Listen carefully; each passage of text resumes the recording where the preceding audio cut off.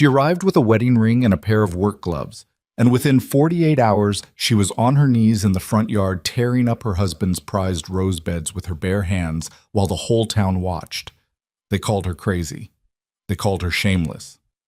Her own husband stood on the porch and told her to stop before she destroyed everything he'd worked for. Vera Holloway looked up at him, dirt on her face, sweat soaking through her dress, and said, "Grant, the roses aren't going to save us, but this ground will." This is the story of what she built and what she had to break first.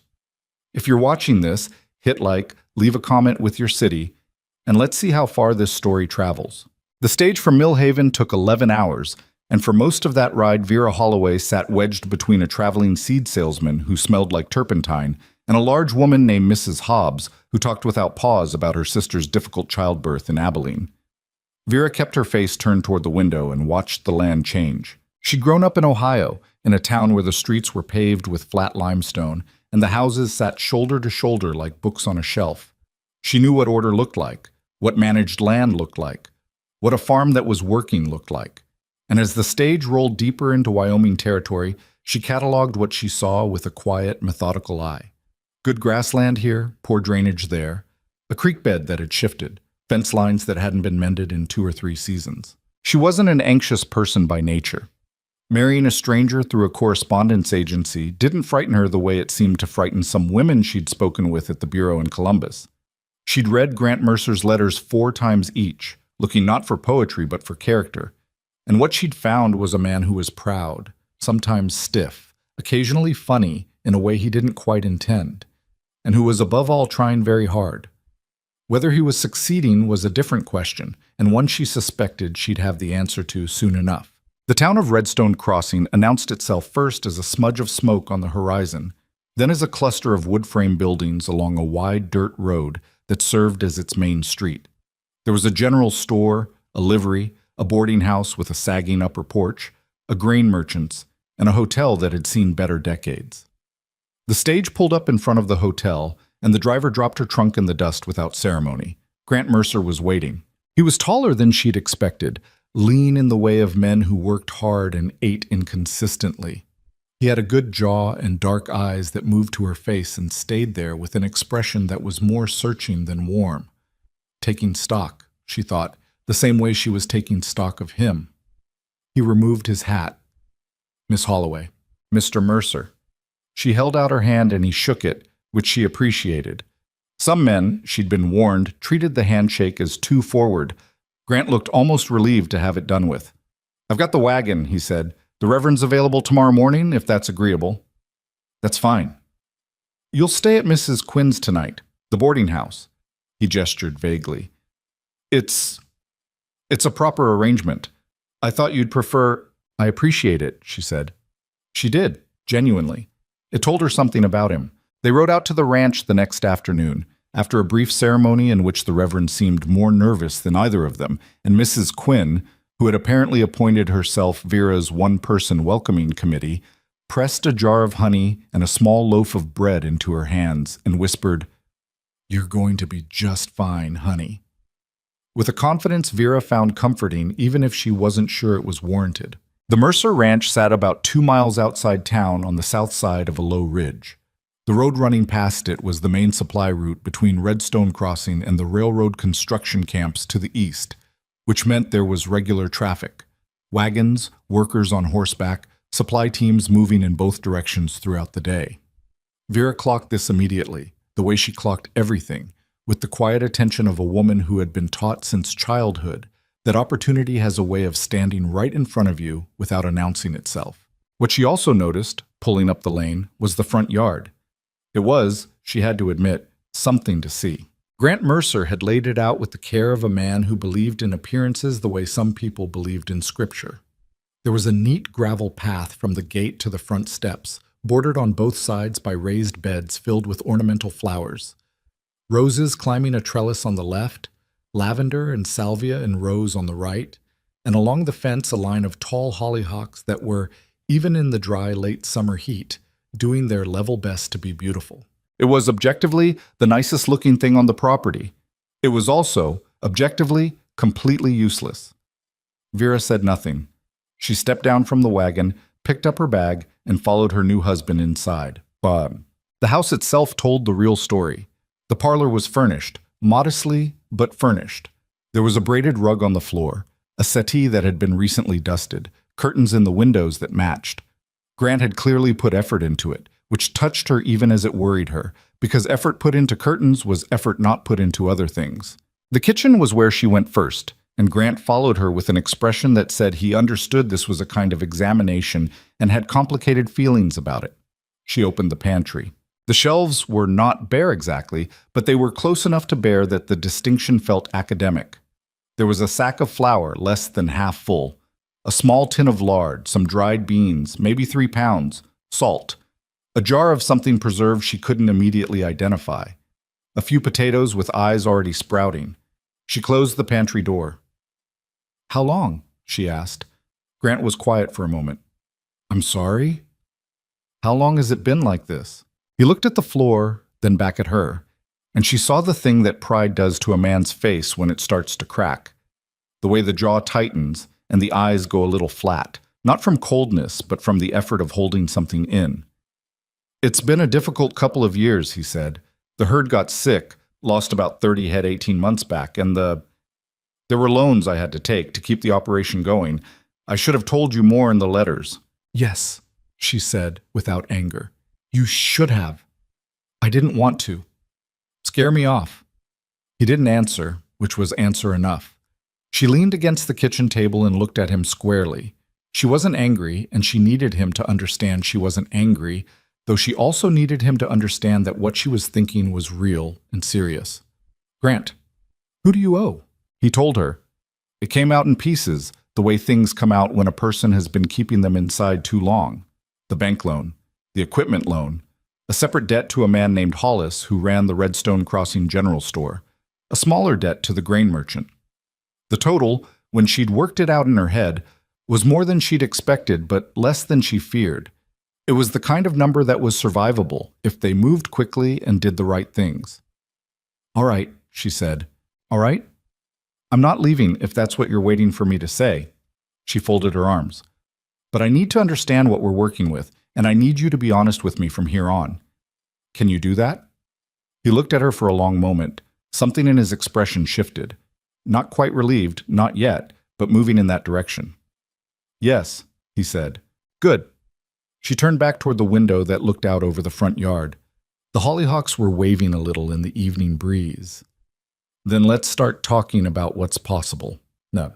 She didn't bring it up for 3 days. She spent those 3 days doing what she always did when she arrived somewhere new, learning it. She walked the property from fence line to fence line, checking the soil, looking at water access, examining the outbuildings.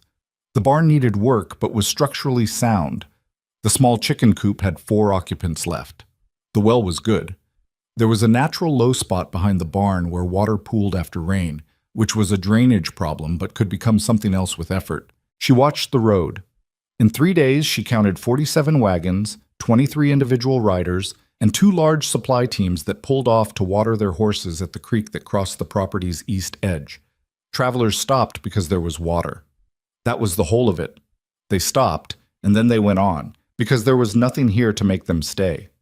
She sat with that for a while. On the evening of the 3rd day, she and Grant ate supper together. Beans she'd stretched further than beans had any right to be stretched. And she set her fork down and said, "I want to talk to you about the front yard." He looked up. "What about it?" "I want to take it out." The silence that followed was the kind that has weather inside it. "Take it out," he repeated. "The flower beds, the gravel path, the decorative planting." She kept her voice level. "I want to pull it up and put in produce. Vegetables, herbs, enough to sell." Grant set his own fork down. He did it slowly, carefully, the way a man sets something down when he wants his hands free to gesture, or when he doesn't trust himself to hold anything without gripping too hard. "To who?" he said. "The road traffic." She watched him. 47 wagons in 3 days, Grant. Railroad workers, supply teams, travelers. They stop for the creek.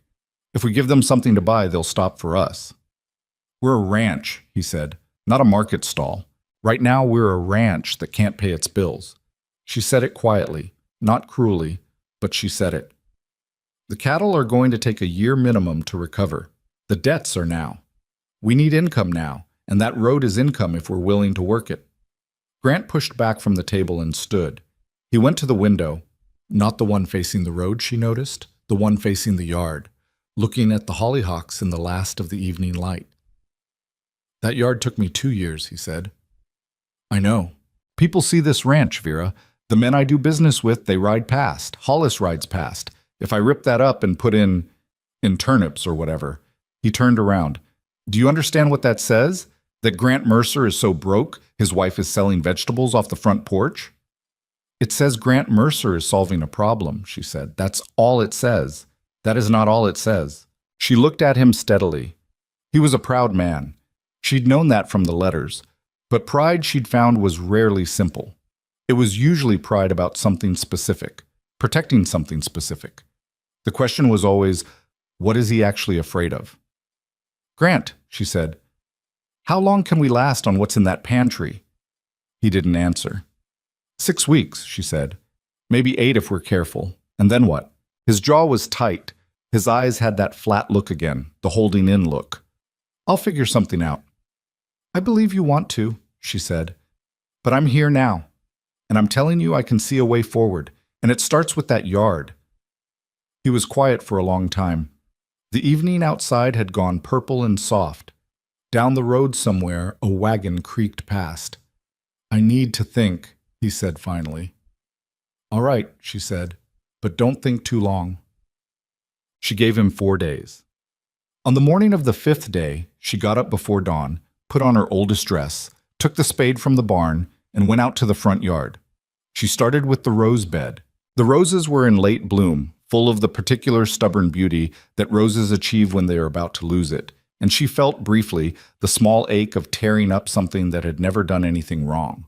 But she'd grown up on a farm before her family moved to town, and she'd learned young that sentiment about soil is a luxury that soil itself doesn't share. She dug. The ground was harder than she'd liked, packed from the gravel path, dry from summer. She worked the spade in at an angle, pried up the roots, shook out what soil she could. Her shoulders ached within the first 20 minutes. She kept going. The sky over the ridge went from black to gray to a thin, tentative pink. She'd been working for about an hour when she heard the front door. Grant came down the porch steps. He had his boots on but no hat, his hair uncombed, and he was looking at her with an expression she couldn't immediately read. It was too many things at once, anger and grief, and something else underneath both of those. He stopped at the edge of the gravel path. She straightened up, spade in hand, and looked at him. She didn't explain herself. She'd already explained. Vera, he said. His voice was careful, controlled. I told you I needed to think. And I gave you time to think, she said. We don't have more time. This is my land. It's our land now. She said it without heat. And this is how I'm choosing to help it. He stared at the torn earth, at the uprooted rose canes lying in the dirt, at the raw, dark soil she'd turned up. His face did something complicated. If you'd waited, we could have talked about it properly. We talked about it, she said. You said you needed to think. You thought. And the debts are still there. You didn't give me a chance to... Grant.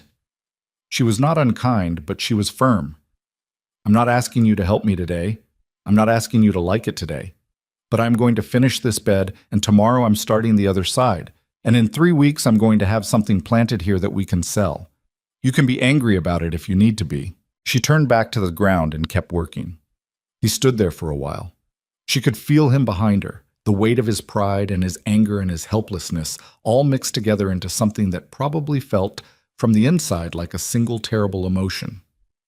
Then she heard his footsteps on the gravel, then the sound of the door, then silence, and the clean sound of her spade in the earth. The neighbors found out within 48 hours. Redstone Crossing was a town where information moved like weather, low, fast, and impossible to stop once it started.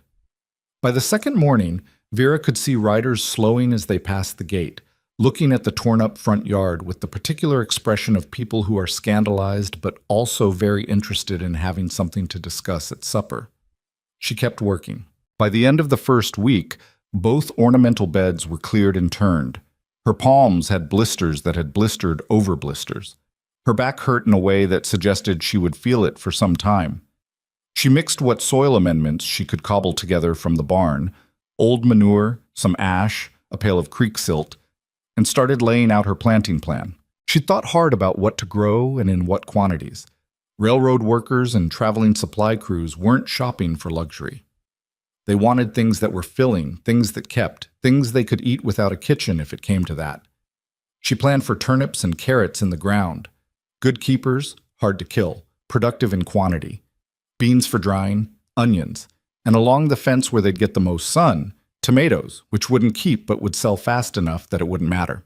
She also planned a separate bed, smaller, closer to the house, for herbs and greens, things that added value without much space. She had a head for this kind of calculation, the way some people had heads for music or for numbers. On the 9th day, a wagon pulled up at the gate. The driver leaned out, a sunburned man with a red neckerchief, and called, "Hey there, you selling them vegetables yet?" "Not for another few weeks," Vera called back from where she was crouched over a planting row. "But I'll have them." The man nodded. "Workers at Camp 4 been eating nothing but salt pork for 2 weeks. You have fresh vegetables, they'll buy everything you've got." "I'll keep that in mind," she said. He tipped his hat and drove on. She sat back on her heels and looked at the road for a moment. Then she got back to work. The talk in town was not kind. She heard it in pieces, from Mabel Quinn at the boarding house, who reported it with obvious delight, and from the general store, where she went for seeds and overheard 2 women stop talking the moment she came through the door, which was its own kind of message. "Grant Mercer's wife is out there digging in the dirt like a farmhand. She's going to sell vegetables off the front fence. Can you imagine? Well, you know he's been struggling. I heard he owes Hollis 3 months back. Poor man. Coming home to a wife like that." Vera bought her seeds and walked out without comment. She'd grown up with gossip. She'd learned early that gossip is most dangerous when it's about something you actually care what people think of. And she'd made her peace long ago with not particularly caring. What she did care about was whether Grant cared, and that was more complicated. He was speaking to her, but barely. He did the work he'd always done. The animals, the equipment, the fence line on the east pasture that needed ongoing attention, and he did it thoroughly and without complaint. But there was a quality to the silence between them that wasn't peaceful. It was managed. He was managing it, keeping his feelings somewhere that wasn't in the room with her. She gave him the same space he'd given her. At the end of the 2nd week, she came in from outside after a long afternoon of laying irrigation channels. Simple gravity-fed trenches, nothing complex but time-consuming, to find Grant sitting at the kitchen table with a ledger open in front of him. He was looking at it the way people look at things they've been avoiding looking at, with a kind of exhausted resignation. He didn't look up when she came in. "Hollis came by today," he said. She poured herself a cup of water. What did he want?" "To remind me that the note comes due in 6 weeks. Can we pay it?" "Not as things stand." He closed the ledger, finally looked at her. His eyes were tired, and the stiffness that had been in his face for the past 2 weeks had softened into something that was honestly more painful to look at. It was the expression of a man who was running out of ways to insist he was fine. "How are the beds coming?" he said. Not quite a question, not quite a statement. "The first section should be up in another couple of weeks," she said. "The onions faster. The tomatoes I started from seed. Those will take longer, but I got a good germination rate." He nodded slowly. Was quiet. Then, "I put in some posts along the east bed for the bean trellises. I didn't know if you needed—" "That's exactly what I needed," she said. "Thank you." Another silence. This one was slightly different in quality. "It's a good system," he said finally, still not quite looking at her. "The planting layout. I looked at it." "I've done it before," she said. "My grandmother kept a market garden. I used to help her when I was small." He nodded again. He picked up the ledger and set it on the shelf. Stood at the kitchen window for a moment, looking out. "I'll do the irrigation work on the west side," he said, still facing the window. "In the morning, before the rest." It wasn't an apology. She didn't think it was meant to be, and she didn't need it to be. It was something more practical and possibly more genuine. It was the moment a man decides to stop fighting the tide and start swimming. "That would help," she said simply. And the next morning, He was out there before she was. The first sales happened on a Tuesday in late September, 3.5 weeks after Vera had taken the spade to the rose beds. She'd fashioned a rough table from 2 sawhorses and a plank of pine, set it up just inside the gate with a cloth over it, and laid out what she had: 2 crates of turnips, a basket of onions, a bundle of fresh herbs tied with twine. It wasn't impressive. She knew it wasn't impressive. But the railroad camp was half a mile east. The supply road ran right past the gate, and she had a sign she'd painted herself: fresh produce, fair price, propped against the fence post where it could be seen from 50 yards. By noon, she'd sold everything on the table. The first customer was a railroad foreman named Dodd, a heavy, no-nonsense man with a beard going gray who pulled his horse up, looked at the table, and said, "How much for the turnips?" 3 cents a pound, she said. He bought 2 pounds without bargaining. Then he said, "You going to have these regular?" "Tuesday and Friday," she said. She hadn't actually planned this until the words came out of her mouth, but she committed to it. "All right," Dodd said. "I'll tell the camp cook."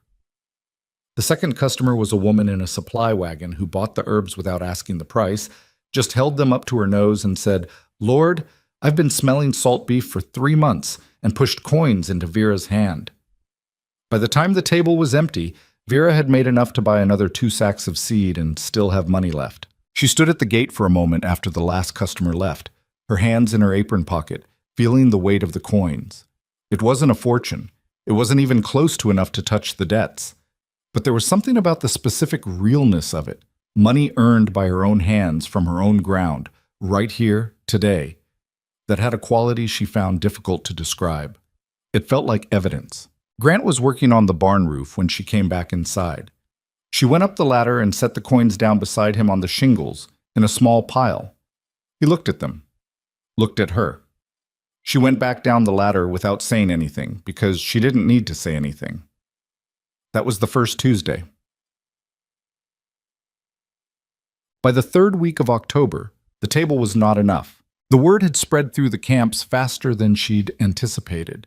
Not just Camp 4, but Camp 7 and the main supply depot at Hartley's Ford, 12 miles east. Workers came specifically, on their rest days, driving out to buy whatever she had. Dodd came faithfully every Tuesday and Friday, often with a list. A cook named Esperanza from Camp 7 appeared one Friday with a cart and bought so many onions that Vera had to apologize and hold some back for other customers. She expanded. There was no choice. She took over the remaining decorative area along the fence, put in more turnips and carrots, added a second tomato row. She convinced Grant to build 2 more raised beds on the south side of the house, where the sun held late into the afternoon. She tracked sales in a ledger she'd bought from the general store. Incoming, outgoing, projected harvest, projected income. The cash box, by late October, had enough in it to cover the interest on Hollis's note. She and Grant paid it together.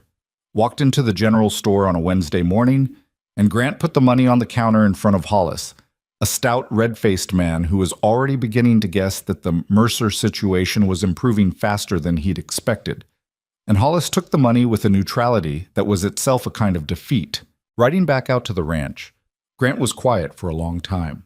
The fall light was long and gold over the grassland, the kind of light that makes even ordinary country look like something worth painting.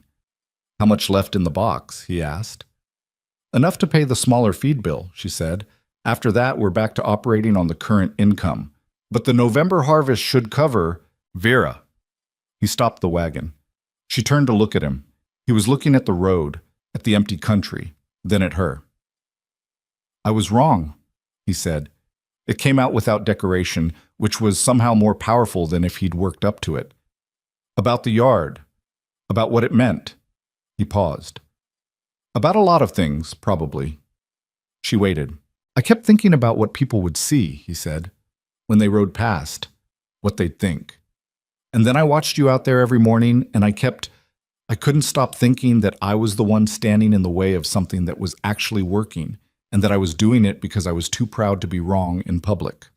He looked at her. "That's a small reason to let things fail." "It's a human reason," she said. "It's a stupid one.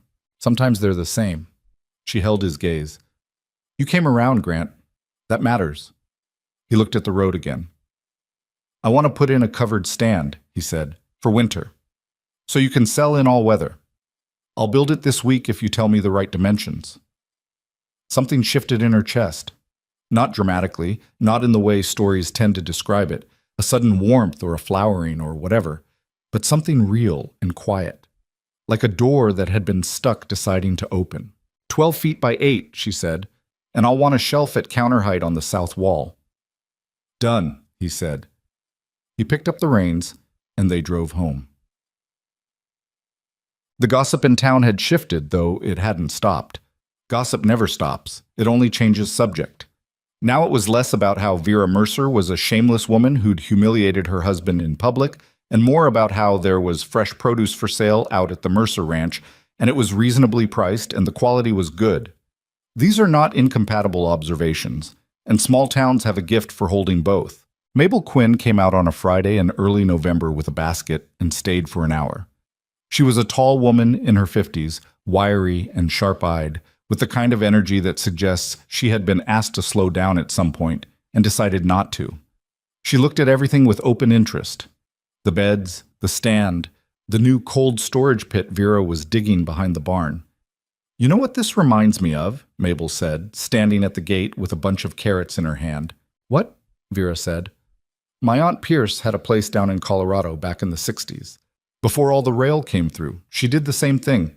Sold produce off her property to travelers." Mabel looked at the road. She did all right for herself. Did she? Up to a point. Mabel turned back. Then a man named Ostroff decided he didn't like her doing well and made her life interesting. She said interesting the way people say things they mean the opposite of. "You know Cedric Blackwell?" Vera had heard the name. Blackwell was the dominant merchant in the region, supplier to several of the railroad camps, controller of most of the flour and grain that moved through Redstone Crossing. She hadn't had direct dealings with him yet, but she'd seen his wagons on the road, recognizable by a yellow stripe painted on the side panels. "I know of him," she said. "Well." Mabel set her basket down on the stand and began selecting carrots with the careful attention of a woman who takes vegetables seriously. "He's been doing the railroad supply contracts for 3 years, food, dry goods, flour, and he's been charging them about 30% more than he should because there's nobody else to go to." She paused. "Until now, there might be." Vera was quiet for a moment. "You're telling me he's going to notice what we're doing?" "I'm telling you he's probably already noticed." Mabel met her eyes. "He's a careful man. Not kind, but careful." She picked up her basket. "I just thought you should know who's on the road out here." After Mabel left, Vera stood at the gate for a while, looking east toward the railroad camps. The afternoon was cooling off, the sky going that pale November white. A supply wagon with a yellow stripe on the side went past without slowing. She watched it until it was out of sight. Then she went inside and added a line to her ledger. Note, Blackwell. Watch. She had no way of knowing yet exactly how much attention Cedric Blackwell was about to pay to the Mercer Ranch. She had no way of knowing what the next winter would cost her, or what it would ask of her, or how close it would come to taking everything she'd built. But the ground was producing, the debts were shrinking, and her husband was building her a covered market stand out of good pine lumber. It wasn't a victory yet, but it was a beginning that was alive, and it was hers. The covered stand went up in the first week of November, and Grant built it better than she'd asked for. She'd said 12 by 8. He made it 14 by 10, with a proper overhang on the south side to keep rain off the customers, and a shelf that ran the full length of the back wall at exactly counter height. He used pine he'd had stored in the barn for 2 seasons, dry and tight-grained, and he fit the joints with the careful attention of a man who'd grown up building things and hadn't done enough of it lately. When he finished, he stood back and looked at it with the particular expression of someone who has surprised themselves.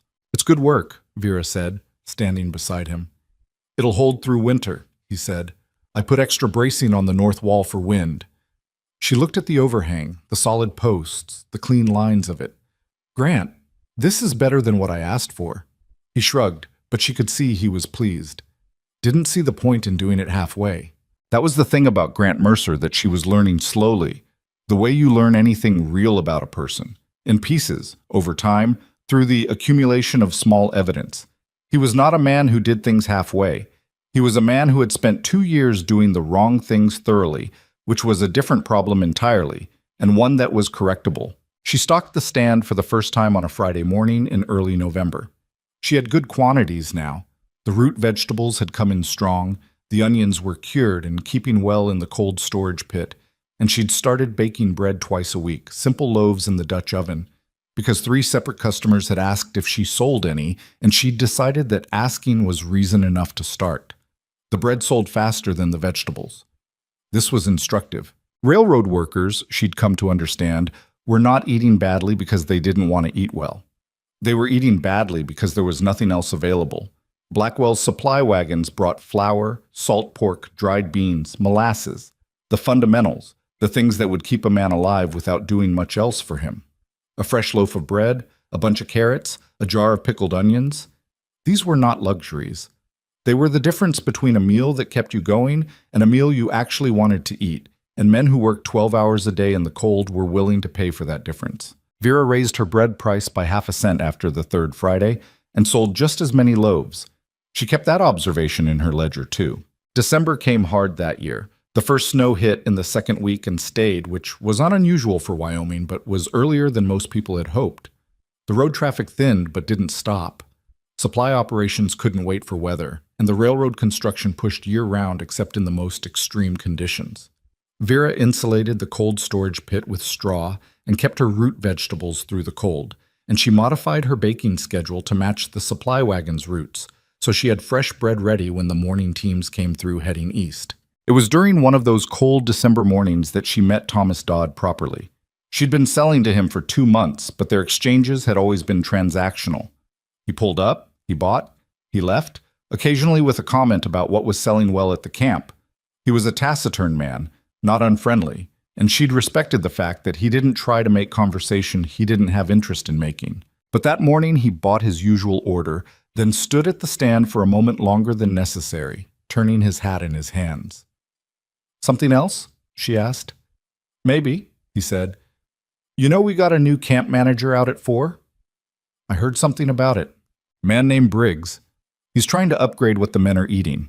Better food, fewer sick days. That's his argument to the railroad company, and it's not a bad one." Dodd looked at the loaves on the shelf. "He's going to want a supply contract. Regular amounts, reliable delivery. Not just whatever's available on a Tuesday." Vera was quiet for a moment. "How much are we talking about?" 40 loaves a week to start, plus whatever produce you can supply consistently. He'd want it twice weekly, same days, no gaps. Dodd met her eyes. "It's real money if you can handle the volume." She thought about the oven. She thought about the flour she was buying from Hollis's store, and the markup on that flour, and whether she could get a better price somewhere else. She thought about 40 loaves twice a week, plus her current market sales. "I can handle it," she said. She was not entirely certain this was true, but she was certain enough. "I'll tell Briggs," Dodd said. He put his hat back on. "One more thing." He paused. "Blackwell's been supplying for 3 years. Briggs isn't happy with his pricing, which is why he's looking. But Blackwell's not going to be happy about this." He said it plainly, not as a warning exactly, more as information offered by someone who thought she should have it. "I appreciate you telling me," she said. Dodd nodded once and drove east. She stood at the stand for a moment after he left. The cold was sitting in her fingers. Down the road, a yellow-striped wagon was moving in the opposite direction, coming back from the camps, and she watched it pass without acknowledging it and without being acknowledged. She went inside and started revising her production numbers. The contract with Camp 4 took effect in January. Twice weekly, Tuesday and Friday, she loaded the small ranch wagon herself, drove the half-mile to the camp, and delivered 40 loaves plus whatever produce she had in quantity. Briggs was a compact, businesslike man in his 30s who inspected her first delivery with the attention of someone who had been disappointed before and was prepared to be disappointed again. He broke open one of the loaves, looked at the crumb, smelled it. "Good," he said, in the tone of a man who awards compliments sparingly. She also negotiated for Grant to handle the delivery on the days she needed to stay on the property for planting or production work. This required a brief conversation that she'd been half anticipating with some nervousness, because asking Grant to drive bread to a railroad camp felt, given the history of the past few months, like potentially tender ground. He surprised her. "Makes sense," he said, when she laid it out. "I know the road, and it's half a mile. Not a big operation." "You're sure you don't mind?" He gave her a look that had something dry and self-aware in it. "Vera, I spent 2 years being proud about the wrong things. I can drive bread to a railroad camp." She laughed. It was the first time she'd laughed easily around him, and she could see from his expression that he noticed, and that it mattered to him. The production pressure was real. 40 loaves twice a week was 80 loaves a week, on top of her market sales, and that meant flour, and lots of it. She was buying from Hollis at the general store, but Hollis was buying from Blackwell's distribution network, which meant Blackwell's markup was in every sack she touched. She'd been tracking the numbers and the margin was thin, not unsustainable, not yet, but thin enough that any increase in flour prices would put the contract at risk. She had started to ask around quietly about other flour sources. This was how she found out about Owen Marsh. Mabel Quinn mentioned him in February. Sitting at Vera's kitchen table over a cup of the tea Vera now kept in stock, specifically because Mabel visited roughly twice a month and had opinions about tea. "There's a man named Marsh," Mabel said, wrapping her hands around her cup. "Has a small mill about 8 miles south, past the river crossing. He's been trying to sell direct for years, but Blackwell controls the distribution, so nobody'll deal with him. His flour's fine. I've used it. He's just been cut out." 8 miles south, Vera said. "Roads passable in decent weather, rough in winter, not impossible." Vera wrote it in her ledger. Owen Marsh, South Mill. She didn't act on it immediately. The winter road was genuinely difficult, and she had enough to manage. But she held it in mind the way she held anything that might be useful later. February was when she started to feel the shape of what she'd built. Not in a triumphant way. Triumph felt premature, and she'd grown up with enough farm experience to know that premature triumph was an invitation to disaster. But when she went through the ledger at the end of February, comparing the numbers to what they'd been in September, the difference was undeniable. 3 of the 5 outstanding debts were gone. Not reduced, gone. The feed bill, the equipment loan, the smaller personal debt that Grant had been most ashamed of. The bank loan and Hollis's note were still there, but they were being serviced regularly, on time, without the cringing anxiety of a man who wasn't sure if he could cover them. Grant had found this out on a Tuesday evening when she'd spread the ledger across the kitchen table and walked him through it, pointing to each line with her finger the way her grandmother had once taught her. Never tell a man the numbers. Show him the numbers, it's different. He'd sat with it for a long time, not saying anything. She let him sit with it. 3 gone, he said finally. Yes. Since September. 5 months. He looked at the remaining 2. The banknote is the big one. It is, but look at the trajectory. She pointed to the monthly income column. If the campfire contract holds and we add the spring produce volume, we should be able to make a significant payment on the banknote by July. She paused. August at the latest. Grant looked up at her. His face had the open, slightly undone quality of a man whose defenses have been made unnecessary. "Vera," he said, "when I wrote those letters, to the agency, I put in there that I was looking for a capable woman, a practical woman." He shook his head. "I don't think I understood what I was asking for." "Well," she said, "now you know." "I don't know if capable covers it." She closed the ledger. "It covers enough." He reached across this table and put his hand over hers. It was the first time he'd touched her with any tenderness. Not the handshake at the stage stop, not the careful, courteous distance of a man who was still figuring out how to share a house with someone he'd chosen to trust, but didn't yet know. This was different. This was deliberate. She turned her hand over and held his. Neither of them said anything. Outside, the February wind pushed at the house walls, and the lamp on the table threw steady orange light across the ledger pages. And it was enough. It was, she thought, very nearly enough. March came in rough. The snow came back in the second week, heavier than the December storms, and held for 9 days. The road was intermittently passable, and the camp deliveries fell behind by 2 days. Briggs sent word that he understood, but expected them back on schedule as soon as the road cleared, and Vera pushed the wagon out the morning after the snow finally stopped to find the road rutted and half frozen and the axle taking a strain that made her think carefully about the next week's delivery schedule. It was on one of those cold, difficult March mornings that she met Cedric Blackwell for the first time. She'd seen his wagons for months, but she hadn't seen him, and she hadn't gone looking. She was at the stand, mid-morning, a lull between the early supply teams and the midday traffic, when a horse and rider came up the road from the east at a pace that wasn't casual. The rider was a man in his 50s, heavier than average, with a gray beard kept short and a coat that was expensive in a way he clearly didn't mind being noticed. He rode the kind of horse that announced itself. A big gray, well-fed, very clean for March roads. He pulled up at the gate and looked at the stand. Then he looked at Vera. "Mrs. Mercer," he said. He said it the way some men say things they've already decided about. "Mr. Blackwell," she said. Something shifted in his face. Brief, controlled. He hadn't expected her to know him. "You know who I am. You have a distinctive wagon," she said. He looked over the stand, taking his time.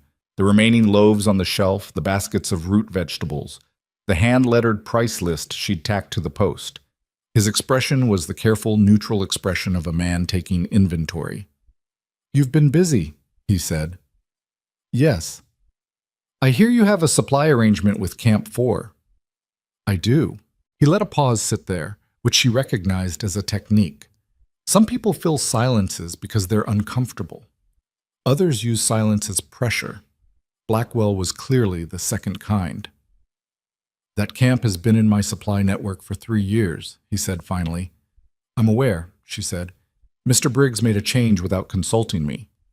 "I believe Mr. Briggs has that authority," she said, keeping her voice level. Blackwell looked at her with the expression of a man deciding how to categorize something. Not hostile exactly, not yet. More like a man who is recalibrating a situation he expected to be simpler.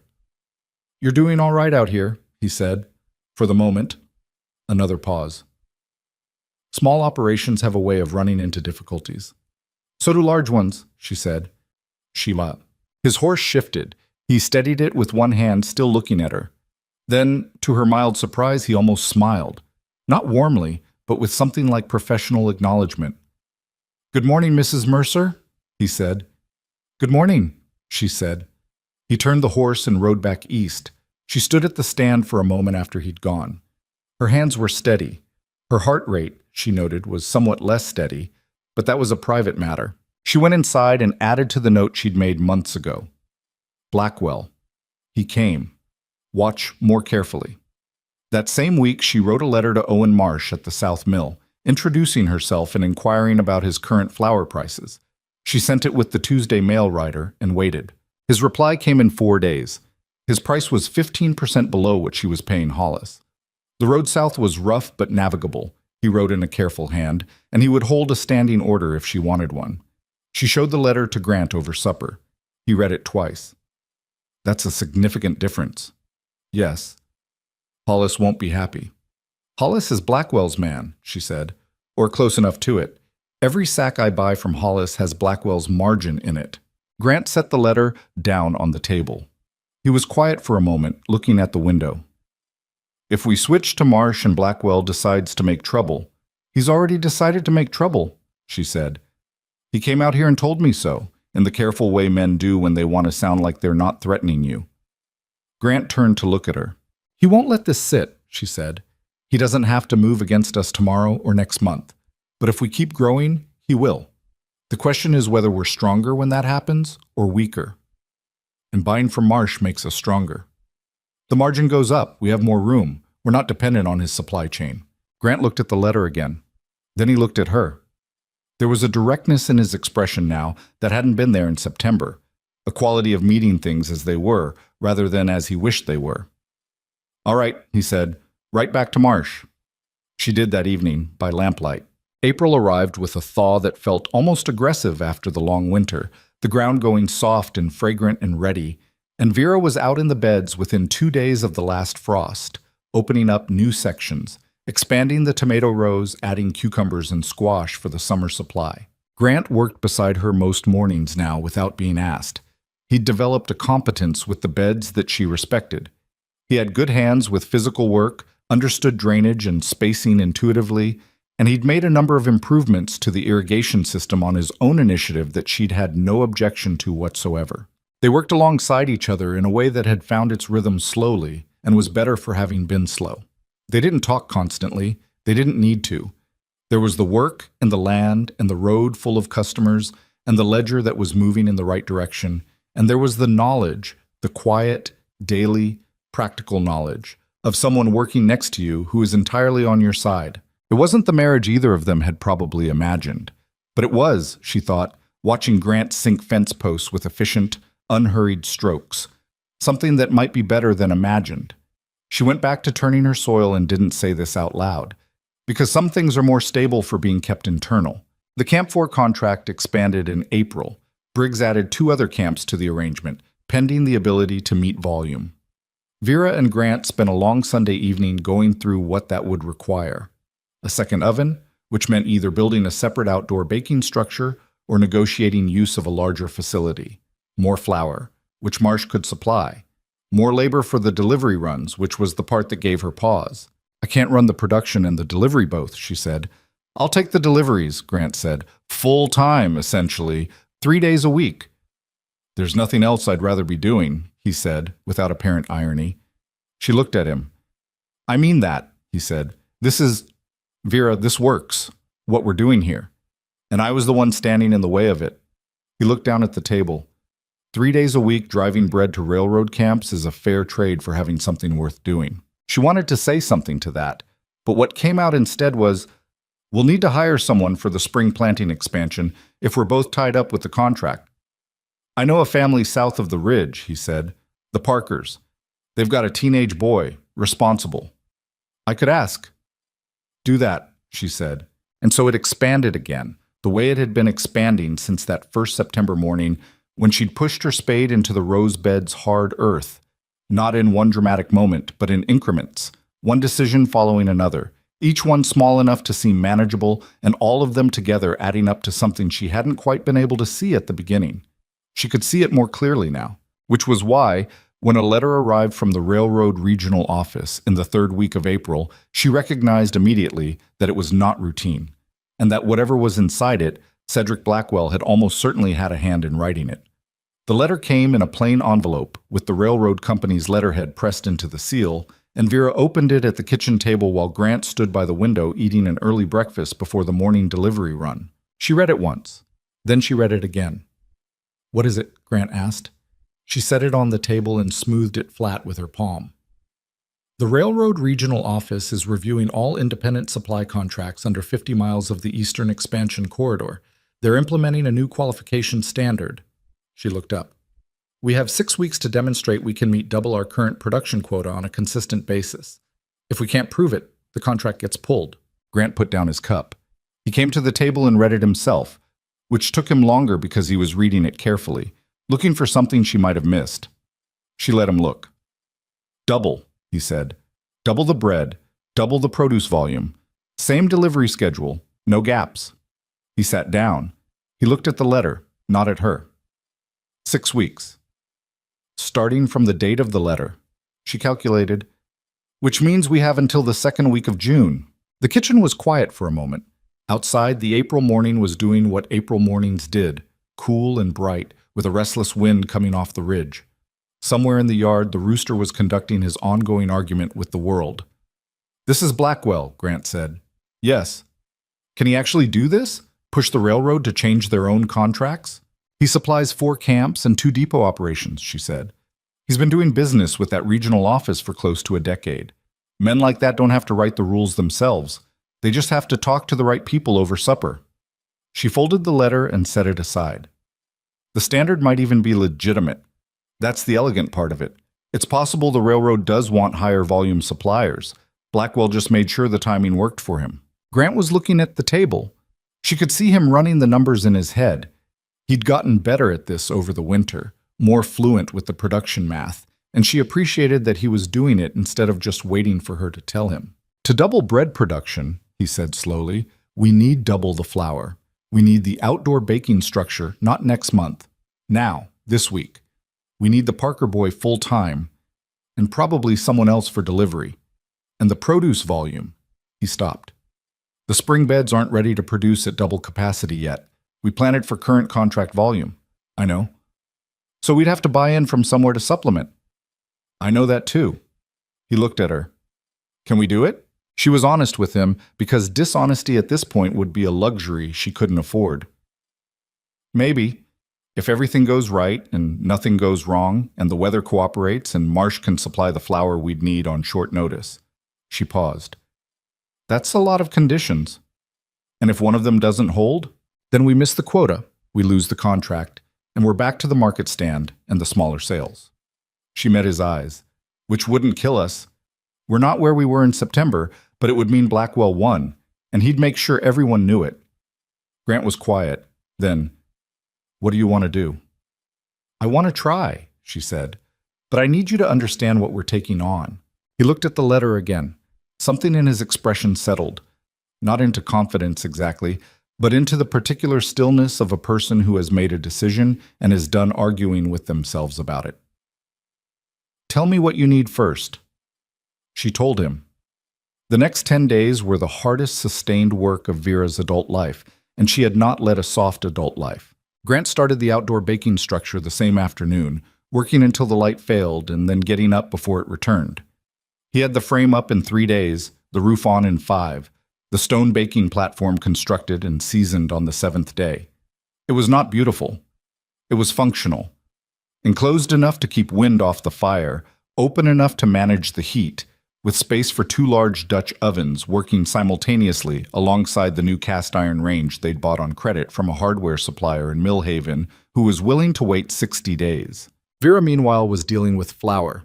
Owen Marsh got her letter on a Thursday and arrived at the ranch personally on Saturday morning, which told her something about how seriously he was taking the arrangement.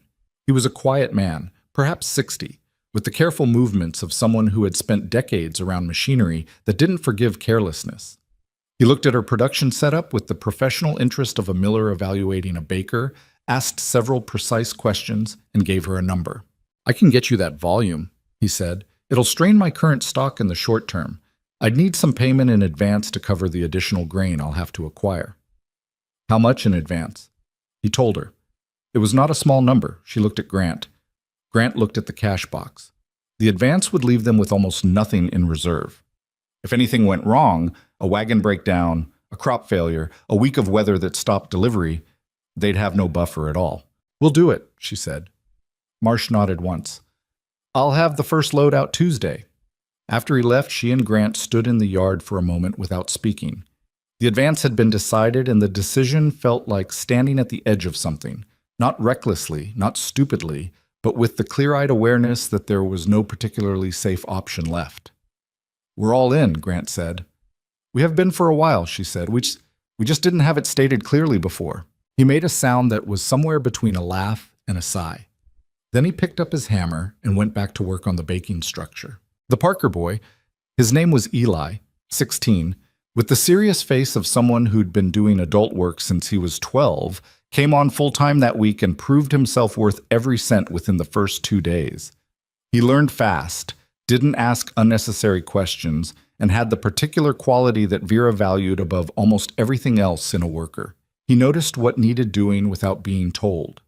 By the end of the first week, she trusted him with the bread production on her morning delivery days, which was a level of trust she didn't extend lightly. The production ramped up. It was not clean, it was not smooth. There were burned batches and miscalculated yields.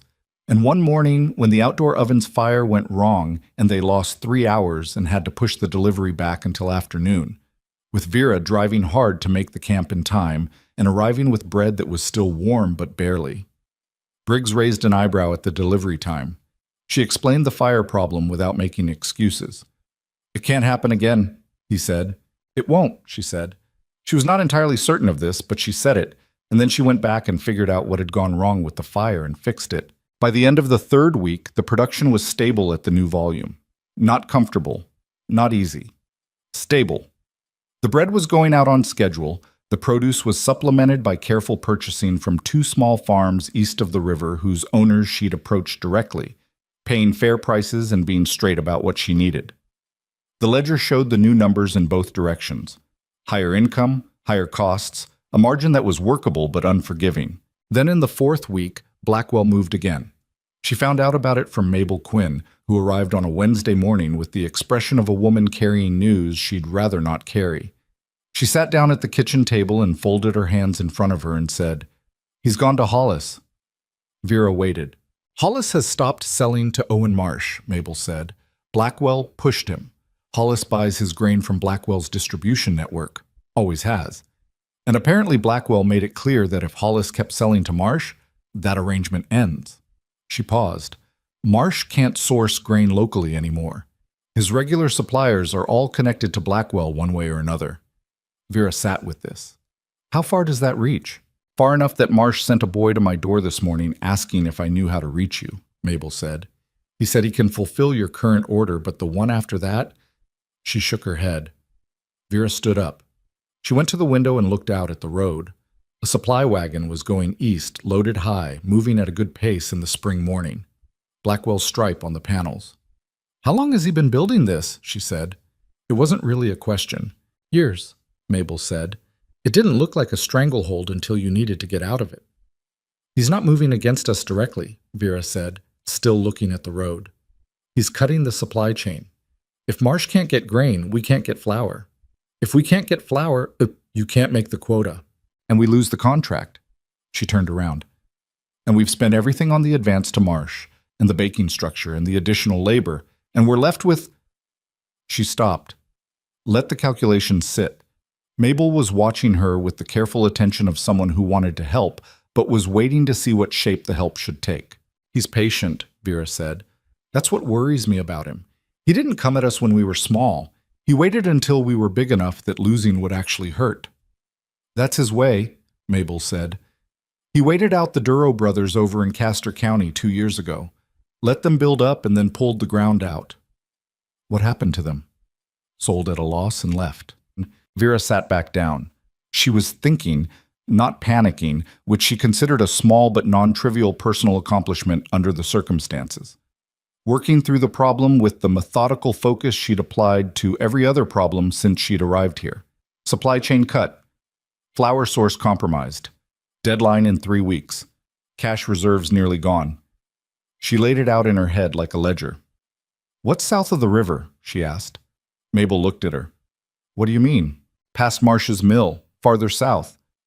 "What's the farming situation down there?" Mabel thought about it. "There are families down there, wheat farmers mostly, small operations, been there since before the rail came through. They've always sold to Blackwell's buyers, or tried to. He controls the prices so low most of them barely break even." She paused. "Why?" "Because if Blackwell controls the local supply chain," Vera said, "then the people he's been squeezing are the ones who might be willing to deal with someone else." Mabel was quiet for a moment. Then slowly, something changed in her face. The look of a person seeing where a line of reasoning goes and deciding whether to say it's foolish or whether to say it might work. "That's a lot of ground to cover in 3 weeks," she said. "I know. You'd have to go yourself. Letters take too long." "I know that too. And there's no guarantee any of them have inventory to sell, or that the quality's right, or that they'd..." "Mabel." Vera looked at her. "Is there a reason it can't work? Or are you listing reasons it might be difficult?" Mabel considered. "Difficult," she admitted. "Difficult I can work with." Grant came in from the barn at that point, took one look at both their faces, and said, "What happened?" Vera told him. She laid it out straight, no softening it, because softening it would only slow down the response. He listened without interrupting, which she'd come to recognize as his way of processing. He went still and internal, and then when she finished, he came back out and engaged. "So we need wheat," he said, "or another flour source, but wheat is more likely if we're looking south. I know some of those families," he said. "Not well, but I've met a few of them at the stockyards in Millhaven." He thought about it. "There's a man named Calloway who's been at those stockyards every season for as long as I can remember. He's from south of the river. Could you reach him?" "I can try the stockyards first. If he's not there, someone will know how to find him." She looked at him. He looked back at her. There was no drama in it, no heroic declaration, no moment of grand resolve. It was just two people who had figured out how to think together, looking at a problem and deciding to move. "Go tomorrow," she said. He went. She stayed because the production couldn't stop. The bread went out Tuesday and Friday, on schedule, with Vera and Eli splitting the baking work across 14-hour days. She kept the ledger current, tracked the flour inventory, she had 10 days left in Marsh's current supply, and managed the deliveries with the tight attention of someone counting every hour. Grant came back from Millhaven on Thursday evening, dusty and tired and with news. He'd found Calloway at the stockyards, as he'd hoped. Calloway was a deliberate man, slow to trust, who'd listened to Grant's explanation without much visible reaction, and then said he knew 2 other farmers south of the river who had been wanting to sell direct for years, but had been locked out by Blackwell's pricing. He'd also said something else, which Grant reported carefully.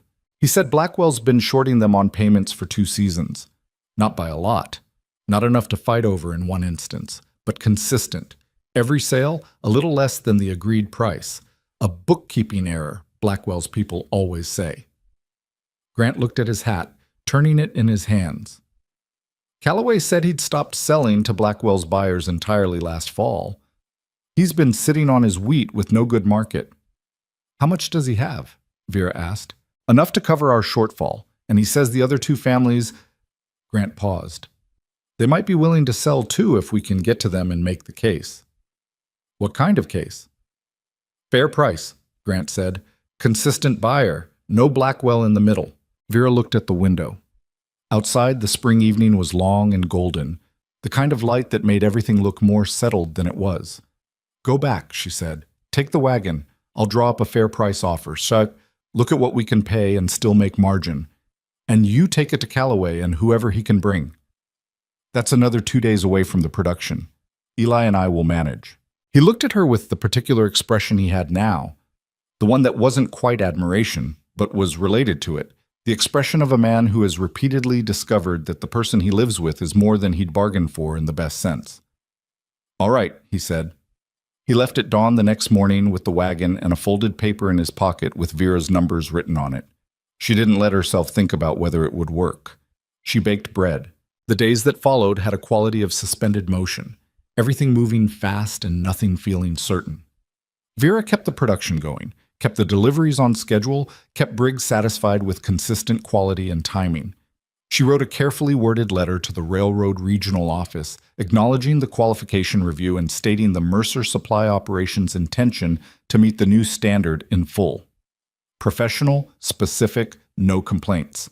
She wanted there to be a record that she'd engaged with the process rather than fought it. She heard nothing back. Blackwell appeared on the road again on the second Friday, not stopping this time, just riding past at a pace that was casual in the practiced way of deliberate things. She was at the stand when he went by. She kept her eyes on her customer, a foreman from the construction team who was buying a week's worth of produce for his crew's cook. Blackwell didn't look at her, which was worse, somehow, than if he had. Grant came back on Sunday. He came back with Calloway riding alongside him in the wagon, and behind them, 2 more wagons loaded with sacked wheat. Vera came out of the baking structure when she heard the wheels, wiping flour from her hands onto her apron, and she stood in the yard and looked at the wagons and at the men on them. Calloway, who she'd never met, with his careful, weathered face and his hands that looked like they'd spent 40 years in the earth, and 2 other men behind him who had that same quality of people who had been doing hard work for a long time and were still standing. Grant climbed down from the wagon. He was dirty from the road and had the look of a man who hadn't slept much in 2 days and had found it worth it. They came, he said. I see that, she said. She walked out to meet Calloway, her hand extended. He looked at it, then at her, then shook it with a firm, brief grip. Grant says you pay honest, Calloway said. I do, she said. Blackwell's been taking a cut off our price for 2 years, he said. Not much each time. Enough over time. He looked at his wagon. I got 400 pounds of wheat I've been sitting on. Tom and Reeve behind me have about the same. He looked back at her. If you're buying direct and paying what the number on that paper says, we'd rather deal with you. Then we have a deal, she said. Calloway nodded. We do. She got them unloaded, got the wheat to Marsh, for milling on a rush arrangement she'd already discussed with him by letter, and stood in the yard in the early evening after the southern farmers had gone, looking at the production numbers she'd updated in the ledger. They could make the quota. It was tight. It was genuinely uncomfortable in its tightness, but the numbers were there. What she didn't know, couldn't know yet, was what Blackwell would do next. She'd moved around his supply chain, reached directly to the people he'd been controlling, and brought them into an arrangement that cut him out entirely. That was not something a man like Cedric Blackwell would absorb quietly. She'd been watching him long enough to know that he was patient and that he was careful. But she'd also been watching long enough to know that patient, careful men, when they decide to stop being patient, tend to move in ways that are very difficult to counter. She went inside, updated the ledger, and sat with the numbers for a while. 5 weeks left on the qualification period. Production on target. Supply chain restructured. Cash reserves stretched to breaking. And Blackwell, somewhere east on that road, sitting with information about exactly how exposed they were. She closed the ledger. She did not sleep well that night, but she slept. And that, she decided, was enough. The first sign that something was wrong came on a Monday morning, 3 weeks before the qualification deadline, when Owen Marsh's delivery wagon didn't arrive. Vera was at the baking structure by 5 in the morning, the fire already running, Eli measuring out the previous batch's remainder. She had enough flour for one full production run, enough to cover Tuesday's delivery, but nothing left for Friday without the fresh supply. She waited until 8, which was 2 hours past Marsh's usual time, before she sent Eli on horseback to the mill road. He came back an hour later. "The bridge is out," he said, still slightly breathless from the ride. The one south of the river crossing. It gave way in the night. There was water coming down fast from the hills. Marsh's wagon is on the other side. He can see the road, but he can't get across. Vera set down what she was holding. "How bad is the crossing?" Eli said the water's high, but moving, not flood high. Just, the bridge is gone and there's no ford for another 4 miles east. Grant came in from the yard at that point, having heard the last part. He looked at Vera. 4 miles east is Cutter's Ford, he said. It's passable when the water's not up. But if it rained as much last night as it sounded, can you get there and back with the wagon before Tuesday morning? He calculated it. She could see him doing it, the way he calculated things now. Not with the instinctive avoidance he'd had in September, but head on, working the actual numbers. Possibly, if the ford's passable. If Marsh can get his wagon to the other side in time. If nothing else goes wrong. There was a lot of if in that sentence. "Go now," she said. "I'll send Eli ahead on horseback to tell Marsh where to meet you." Grant was already moving. She watched the wagon pull out of the yard and stood there for a moment in the cool morning air, listening to the sound of the wheels fading. Then she went back to the baking structure and began calculating how to stretch what flour she had as far as it would go without dropping below the quality standard that Briggs had come to expect. There was a version of this problem that could be managed, and there was a version that couldn't, and the difference between them was about 40 pounds of flour. She was still working through this calculation when a rider came up the road from the east and turned in at the gate. She didn't recognize him at first, a young man, unfamiliar, riding with the purposeful speed of someone carrying a message. He pulled up in the yard and asked for Mrs. Mercer, and when she said that was her, he handed down a folded paper without getting off his horse. "From Mr. Blackwell's office," he said. "He asked for a response if you have one."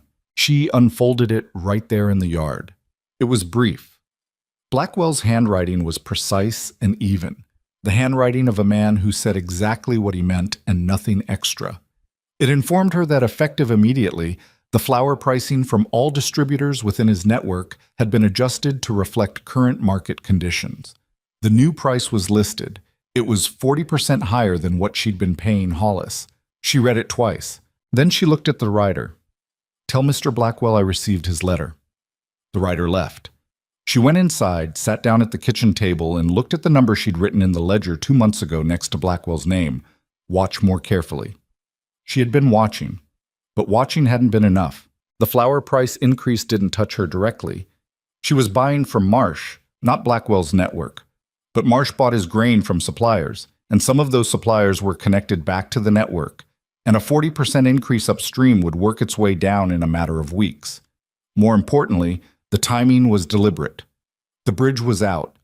Grant was trying to reach Marsh by an alternate route. She was 3 weeks from a qualification deadline with flour inventory for one production run. And now every other source of flour within reasonable distance just got 40% more expensive. She sat with it for a while, not in despair exactly, but in the hard-edged clarity that comes when you understand fully the size of what's in front of you. Blackwell had been patient and now he was moving, and he was moving on multiple fronts simultaneously. The bridge going out was weather, not malice, but he'd seen the same weather she had and decided it was the right moment. She opened the ledger to the current page and started writing numbers. Grant came back at 4 in the afternoon with a partial flour delivery. Marsh had gotten his wagon to the east side of the broken crossing but couldn't get the full load across the water without risking the wagon, so they'd transferred sacks by hand, load by load, across a makeshift plank arrangement. Grant had flour down to his boots and a cut on one hand from a rope that had slipped. He came into the kitchen, saw her face, and said, "What else?" She showed him the letter. He read it, set it down. "He's raising prices across the network while our supply line is disrupted." "Yes." "Which means even if we get through this week, our cost basis goes up." "Marsh's grain sources aren't all free of his network," she said. "Some of them we'll have to pass the increase on. Maybe not immediately, maybe not all of it, but some." She tapped the ledger. "I've been calculating. If our flour cost goes up by 20%, not 40, 20, our margin on the contract gets thin enough that we'd have to raise our prices to Briggs. And Briggs has a budget." Grant looked at the numbers. He was quiet for a bit. "So he doesn't have to destroy us. He just has to make us unprofitable. Or make us miss the quota. Either one breaks the contract." They looked at each other across the table. The cut on his hand had been wrapped with a strip of cloth and was still seeping a little through the bandage. Outside, the afternoon had gone gray and was threatening more rain. "How much do we have?" Grant asked. "Honestly, if we stripped everything down to what's in the box right now," she told him. He nodded slowly. "That's not nothing. It's not enough for another full supply run if costs jump again." "No." He looked at the window, then back at her. "Vera, this is the part where most people would take the loss and step back. I know. I'm not saying we should. I know that too." He was quiet for a moment. "What are you thinking?" She had been thinking about Calloway, about the look on his face when he'd said Blackwell's been taking a cut off our price for 2 years, about Tom and Reeve and their loaded wagons coming up the ranch road, about the particular quality of people who have been squeezed for a long time and are waiting for something to push back against. "I'm thinking we're not the only ones he's doing this to," she said. Grant waited. "The price increase isn't just for us," she said. "It's across the network. Every baker, every small producer who buys from his distribution, they all just got a 40% increase with no warning." She looked at the letter. "That's not just about hurting us. That's him deciding the moment is right to take more from everyone." "Because we've been moving independently," Grant said slowly. "We made him look at his grip on the region and decide to tighten it. Something like that." She closed the ledger. "I want to go to Mabel." He looked at her. "Tonight?" "Tonight." Mabel Quinn's boarding house was a mile from the ranch, toward town, a long 2-story building that had been added on to 3 times since she'd built the original structure in the early 70s. It had 12 rooms and a common dining table that served as the informal information center of Redstone Crossing, and Mabel had been at that table long enough to know everyone worth knowing within 30 miles. She opened the door before they knocked. She'd seen the lamp coming up the road and took one look at both of them and said, "Come in and sit down and I'll put the kettle on." Vera laid it out at the table, the bridge, the partial delivery, the price letter, the qualification deadline, the margin calculation. Mabel listened without interrupting, her hands folded in front of her, her face doing the thing it did when she was filing and cross-referencing information in real time. When Vera finished, Mabel sat quietly for a moment. Then, "He raised it 40%. Effective immediately. That's going to hit the Halverson bakery in town," Mabel said, "and Chet Pryor's feed and grain, and—" She stopped. "Clara Britton, who does the pastry supply for the hotel. She's been buying from Hollis for years." She looked at Vera. "He's done this before, smaller scale. Usually it works because nobody's organized and people just absorb the cost. But it usually doesn't come right when someone's in the middle of trying to prove their operation is viable," Vera said. "No," Mabel agreed. "That part is specific to you." Grant leaned forward. "Mabel, you know the Halverson family, the bakery?" "Known Ruth Halverson since before her husband built that shop." "And Pryor?" "Chet Pryor comes in here for supper twice a week, has for 10 years. Grant looked at Vera. She looked back at him and saw that they were thinking the same thing, which had become a reliable phenomenon over the past months. Not because they were alike, but because they'd learned to follow each other's logic. "What if we're not trying to beat the quota alone?" Vera said. Mabel went very still. "If Halverson's bakery is producing and they have the same problem we have, disrupted supply, elevated costs, then maybe the answer isn't each of us separately trying to survive. Maybe the answer is combining the production run." She laid it out carefully because she was still working through it herself. "I have the railroad contract and the delivery relationship. Ruth Halverson has an established bakery and more baking capacity than I do. Calloway and his neighbors have wheat. Marsh can mill. If we can bring those pieces together for the qualification deadline—" "You're talking about one production operation pulling from multiple people's resources," Mabel said. "For the purpose of the qualification period," Vera said. "If we meet the standard jointly, the contract continues. After that, we can work out a longer-term arrangement that makes sense for everyone." Mabel looked at her for a long moment, then at Grant, then back at Vera. "You'd need Ruth Halverson to agree by tomorrow if you're going to make the deadline. And Calloway. And Marsh." "Yes, Ruth is stubborn and she doesn't like being told what to do. I'll go to her myself. In the morning, first thing. And Calloway? He's no stranger to Blackwell's games, but he'd be putting himself further out on the ledge. I know, I'm not going to minimize that to him." Mabel picked up her cup, turned it in her hands. The kitchen was quiet except for the low sound of the stove and the occasional creak of the old house adjusting to the night air. "There's one more thing," she said. "The flour that's in Marsh's mill right now, from Calloway's wheat. The advance arrangement you paid for. About 300 pounds finished stock." "Blackwell doesn't know about that arrangement," Mabel said. "Not specifically. He knows you've been bypassing his network, but he doesn't know the particular inventory at Marsh's mill right now."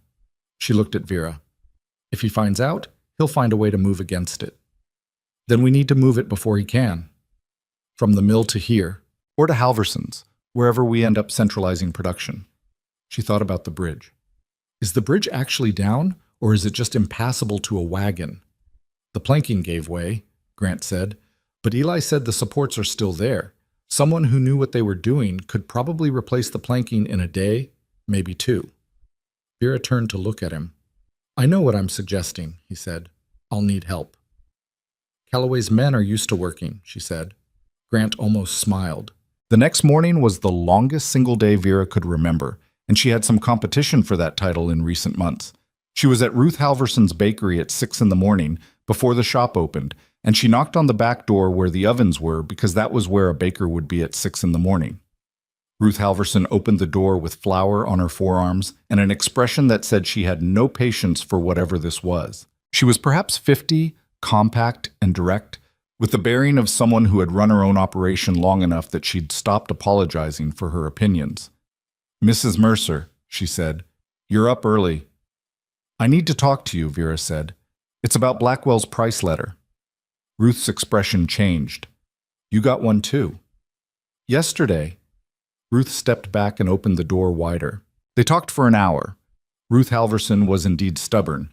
She pushed back on 3 different points and made Vera explain her reasoning twice on 2 others. She asked about the railroad contract specifics, the qualification period, the exact production numbers.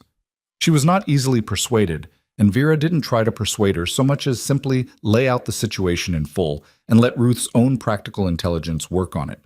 "If I contribute production capacity to your contract," Ruth said finally, "what's my standing with the railroad afterward? You're the contract holder." "I've thought about this," Vera said. "I'd want to bring your operation in formally as a sub-supplier, in writing, with the railroad's acknowledgement." She paused. "This isn't me asking you to save my contract. I'm asking you to join something that benefits both of us." Ruth looked at her. "You're asking me to trust you?" "Yes," Vera said.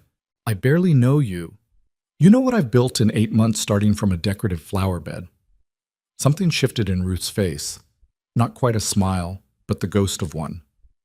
"I heard about that," she said. She looked at the oven, at the flour on her arms, at the letter that was sitting on her work table, its increased number visible from where Vera was standing. "All right," Ruth said, "but I'll want a proper written agreement before I touch a shovel of your flour." "I'll have it for you by noon," Vera said. She went from Halverson's bakery to Calloway's farm, south of the river, or as close to it as she could get with the bridge down. She crossed on the makeshift plank arrangement that Grant and Eli had reinforced the previous afternoon, walked the rest of the way to Calloway's door, and spent 2 hours at his kitchen table with him and Tom Reeve explaining the plan. Calloway listened with the unhurried attention of a man who had learned not to decide quickly when the stakes were real. "So you want us to donate grain," he said. "Not sell. Donate." "For the qualification run," Vera said. "The payment comes from the contract renewal. I'm asking you to take a short-term risk on the guarantee of a longer-term market. With you as the market, and with Halverson's. And if this works the way I think it does, with the expanded contract." She met his eyes. "Calloway. Blackwell raised his prices 40% across the network yesterday. You don't sell to him anymore, but your neighbors do. How much do you think that's going to cost them this season?" Calloway was quiet. "He's doing this because we made him feel his grip loosening," she said. "If we fall now, it tightens back on everyone. If you hold, he said. "We hold," she said. He looked at her for a long time, then at Tom, who shrugged the shrug of a man who has already made up his mind but is being polite about it. "I'll give you 200 pounds, Calloway said. "Tom and Reeve can match that if they agree, which they'll have to tell you themselves." He picked up his cup. "And I want to be at that railroad office when you present." "I'd be glad to have you there," she said. She rode back over the plank crossing and was at her kitchen table with the ledger by mid-afternoon, recalculating the combined production capacity with Ruth Halverson's ovens added to the operation.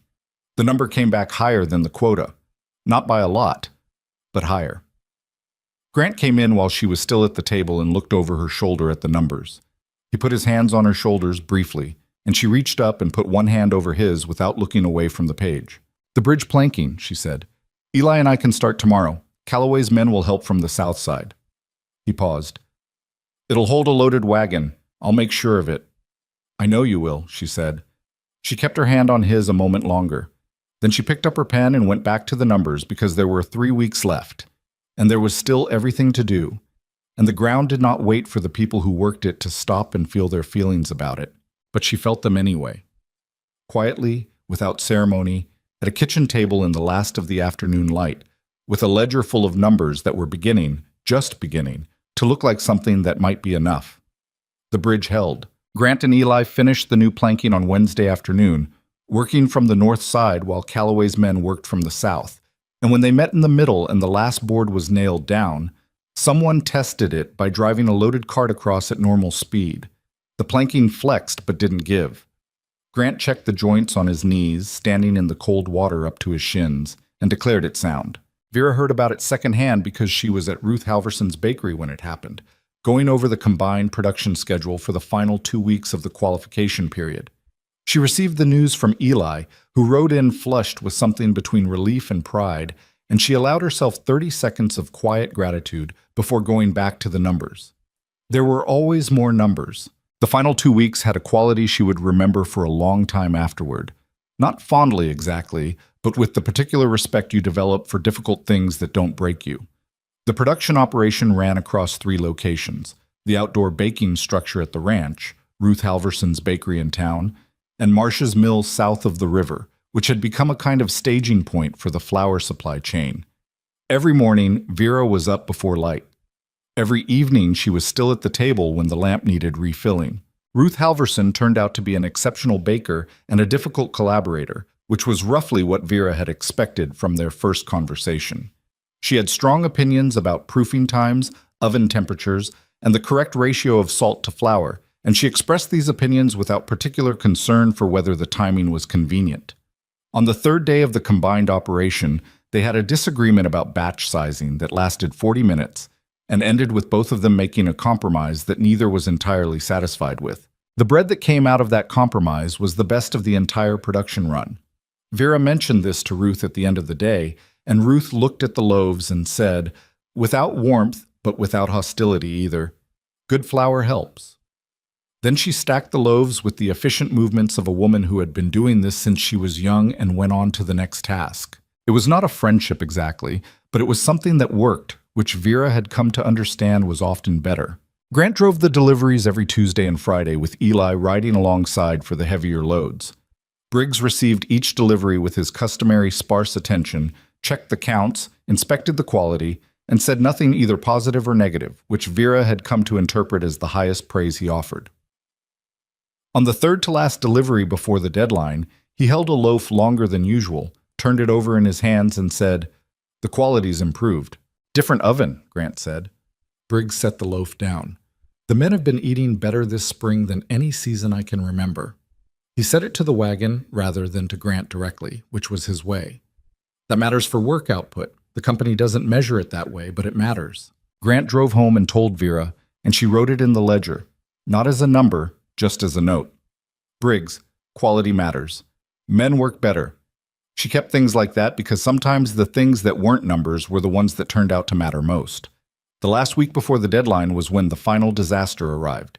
It came on a Thursday night, the night before the last qualifying delivery, the one that would close out the 6-week period and either meet the standard or fall short. A late-season storm moved in from the northwest, harder than anything they'd had since February, driving rain that turned to ice by midnight and coated everything by morning in a thin, treacherous shell. Vera woke at 4 to the sound of it and lay in the dark listening and understanding immediately what it meant for the road to the camps. She got up. Grant was already in the kitchen. He'd gone out to check the wagon and come back in. His coat was wet, his jaw tight. "The road east is iced over past the creek crossing," he said. "I can get the wagon to the crossing, but after that it's too dangerous at any speed that would get us there on time." "How long before it clears?" "If it warms up fast, 4 or 5 hours. The ice'll go. But the delivery window is 8 to noon. If we can't get moving by 7, we miss it," she said. He didn't answer. She stood in the kitchen and thought. The fire in the stove was burning low, and she pushed more wood into it without thinking about it, the automatic competence of a woman who has kept fires going for months. The ice outside ticked against the window glass. "What's the flour situation?" she asked. "Everything's baked. The loaves are in the cold storage. We have the full count." He paused. "It's not the production that's the problem." "I know." She looked at the window. "Dodd?" Grant looked at her. "Dodd has men," she said. "He's been buying from us since the first week. He knows the camps, he knows the road, and he has heavy workhorses that handle ice better than our wagon team." She was already moving. "Where's Eli?" "Barn, probably." "Send him to Dodd's. Now, before it gets any later." She was pulling on her coat. "And I need to get word to Ruth. She has the second sight loaves. I need to know they're secured." "Vera," Grant caught her arm. Not to stop her, just to make her pause. What if Dodd can't do it either? What if the road's too bad for anyone? She looked at him. His face in the low lamplight was tired and honest. The face of a man who had stopped pretending things were simple and was asking a real question. "Then we do everything we can," she said. "And if it still falls short, we deal with that when we get to it." She held his eyes. "But I'm not stopping until I know for certain there's no way through." He let go of her arm. "I'll get Eli." Dodd came. That was the thing she would carry with her afterward, the thing that mattered most about that iced-over Thursday morning. That when Eli showed up at Thomas Dodd's door at 5 in the morning with an urgent message, Dodd didn't ask how much it would pay. He asked what needed to be done. He showed up at the ranch with 2 men and a heavy freight wagon pulled by a team of 4 draft horses that had, as Vera had correctly guessed, experience with bad road conditions. He looked at the ice, looked at the wagon loaded with bread, looked at Vera standing in the yard in the gray pre-dawn, and said, "We'll need to chain the wheels for the creek crossing." "Whatever you need," she said. "I'm not promising we make the window," he said. "I'm promising we try." "That's all I'm asking." It took them until 6:30 to get the wagon properly rigged for the ice. Chains on the wheels, weight redistributed, the horses checked and rechecked. Vera and Grant loaded the second batch of loaves. Ruth had sent Eli back with confirmation that her production was secure and ready for collection, and by 7, they were moving. Vera rode on the wagon bench beside Dodd. Grant followed behind on horseback in case anything needed to be handled from the ground. The road east was exactly as bad as described. The ice sheeting the ruts, the horses finding purchase slowly and carefully, the wagon moving at a pace that made Vera watch the sky anxiously. and calculate the time against the distance, with the focus of someone for whom that calculation had very immediate consequences. The creek crossing was the worst part. One of the horses slipped and caught itself, and the wagon slid sideways 2 feet before the chains bit and held, and Vera gripped the bench with both hands and did not make a sound. Dodd brought them through with a steadiness she would remember. No panic, no overcorrection, just the solid competence of a man who understood heavy loads and knew how to keep them moving. They came into Camp 4 at 8:47 in the morning. Briggs was waiting. He had the look of a man who had been doing paperwork for 2 hours and was not sure the wagon was going to arrive. And when Vera climbed down from the bench with ice still on her boots, he looked at her and at the wagon and at Dodd's team and said simply, "You made it." "We made it," she said. The unloading took 20 minutes. The count was right. She'd checked it herself 3 times during loading, then again after the creek crossing, then once more when they'd arrived. Every loaf accounted for. The produce in the second crates, the preserves, the eggs packed in straw that had survived the ice, and the slipping and the slow, hard road. Briggs signed the delivery receipt. He handed her the copy, and she folded it and put it in her coat pocket and felt for the first time in 6 weeks the specific sensation of a held breath releasing. Then Briggs said, "The regional office is sending a man tomorrow for the formal qualification review." She looked at him. "I've submitted my observation report," he said. "You should know that. I've documented every delivery, every quality check, the production volume." He paused. "I wrote it accurately. Whatever they decide, my report reflects what actually happened." "Thank you," she said. He nodded once and went back inside. She stood in the camp yard for a moment. Around her, workers were moving between tents and equipment, the normal business of a construction camp in morning. Someone was cooking something that smelled like onions, and she recognized the particular domestic smell of her own produce in someone else's fire, which was a strange and satisfying thing to notice. Grant rode up beside her. "Well?" "Tomorrow," she said. "They send someone tomorrow." He looked at her. The ice on the road was already softening in the morning light, the temperature coming up the way it sometimes did after these late storms, brutal at night, gone by midday, leaving the world slightly washed and ordinary. A horse somewhere nearby shook itself and blew. "Then we go home," Grant said, "and we wait." "Yes," she said. "We go home." The regional inspector arrived the following morning, a man named Coates, mid-40s, with the careful, neutral expression of someone whose job required forming opinions without appearing to have them. He brought with him a representative from the railroad contracts office, and to Vera's measured surprise, a small group of people who had apparently come along to observe. Calloway, Tom Reeve, and 2 men she didn't recognize who Calloway later told her were the other wheat farmers from south of the river who'd contributed grain to the final production push, and Cedric Blackwell. He arrived separately, 15 minutes after the others, on his gray horse.